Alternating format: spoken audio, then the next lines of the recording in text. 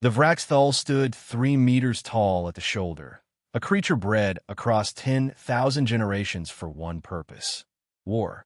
Its 6 eyes glowed amber in the dim light of the training arena, and when it breathed, frost crystallized in the air.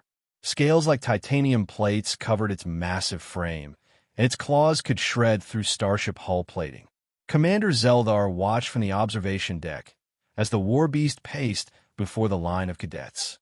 This was the final test of the Academy's xenobiology course. Face the predator, hold your ground, prove you understood the hierarchy of apex species. Most importantly, don't show fear. The Vraxthal approached the first cadet, a hulking Gorvax warrior. It snarled, a sound like tearing metal. The Gorvax held firm, mandibles clicking in controlled aggression. The beast circled once, twice, then moved on. Acceptable. A crystalline lumen was next. The creature's roar sent harmonic vibrations through the lumen structure, causing visible fractures. The cadet held position despite obvious pain. The beast approved with a dismissive snort. Down the line it went. As the Skitar hissed back at it, venom sacs inflated. A Borvaxian stood immovable as stone. Each cadet faced the terror, and each survived through strength, natural weaponry, or sheer size. Then the war beast reached Cadet Rodriguez. The human was unremarkable by galactic standards. No armor, no natural weapons, no impressive size. She stood barely 1.7 meters tall, soft-skinned and fragile.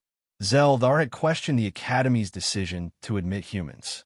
They were weak, short-lived, and disturbingly breakable. The Vraxthal lowered its massive head, bringing all 6 eyes level with Rodriguez. Its breath washed over her, hot enough to blister skin. Instead, she did something that made Zeldar's blood run cold with its sheer audacity. She reached out and placed her hand on the beast's snout. "Hey there," she said softly. "You're a good boy, aren't you?" The war beast went absolutely still. Rodriguez stepped back. Zeldar barked through the comm system. The handlers rushed forward with shock prods. The other cadets scattered. But the Vraxthal did something no war beast had done in recorded history. It knelt. The massive predator, bred to know no master except through dominance, lowered itself until its head rested against the human's chest.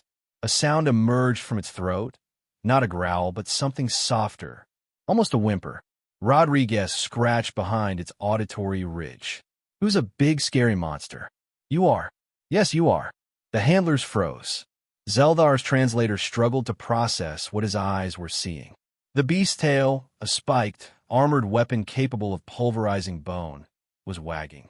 "Cadet Rodriguez," Zeldar managed, descending to the arena floor. "What exactly are you doing?" "Sorry, sir." She looked genuinely apologetic, but didn't stop petting the creature. "We had apex predators on Earth, too. We domesticated most of them. Wolves, big cats, bears. We turned them into pets over thousands of years. Guess I'm just recognizing the pattern." "This is a Vraxthal," Zeldar stated, as if that explained everything. "It has killed trained warriors. It knows no loyalty." "Respectfully, sir, every predator knows loyalty. You just have to speak their language." Rodriguez looked into the beast's multiple eyes. "They're pack hunters, right? Social structure, hierarchy, bonding behaviors." "Yes, but on Earth, we've got this thing called a dog. Started as wolves, apex predators that could absolutely kill us. We made a deal with them about 40,000 years